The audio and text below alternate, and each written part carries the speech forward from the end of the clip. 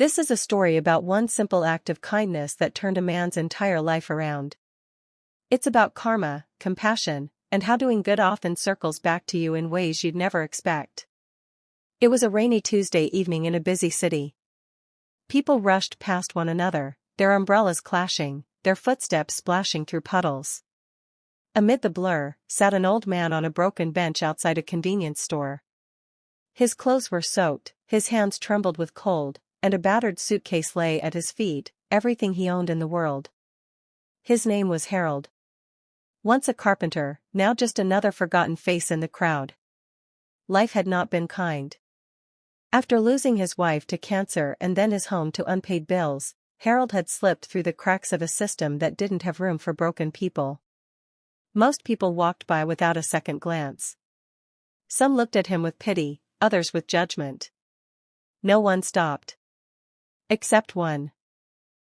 Daniel, a young man in his 20s, had just gotten off a long shift at the local diner. He was tired, soaked to the skin, and thinking only of getting home. But something about Harold made him pause. Maybe it was the way the old man looked at the ground like he'd given up. Or maybe it was the quiet dignity in the way he clutched his suitcase. Daniel walked into the store, bought a hot sandwich, a bottle of water, and a cheap umbrella. He walked over and placed them gently beside Harold. "You okay, sir?" Daniel asked. Harold looked up, startled. His eyes were clouded, not just with age, but with disbelief. I'll be fine," Harold mumbled. Daniel nodded. "Stay warm, all right?" He turned to leave. But Harold called out. "Wait. Why did you stop?" Daniel hesitated. "Because you looked like you needed someone to." It was nothing more than that. A small gesture. A few dollars, a moment of compassion. But for Harold, it meant everything. Days passed. Then weeks. Harold disappeared from the bench. Daniel often wondered what happened to him, but life went on. He worked his shifts, paid his rent, and lived quietly. 2 years later, Daniel's life hit a rough patch. His mother was diagnosed with a serious illness, and the bills began to pile up. He was on the verge of losing their small apartment.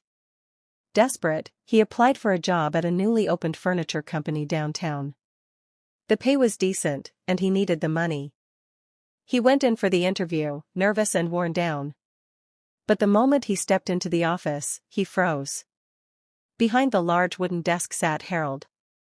But this Harold was different. Clean-shaven, sharp suit, confident. Not the broken man on the bench. "You're Daniel," Harold said with a warm smile. "A long time ago, you gave me a sandwich and an umbrella.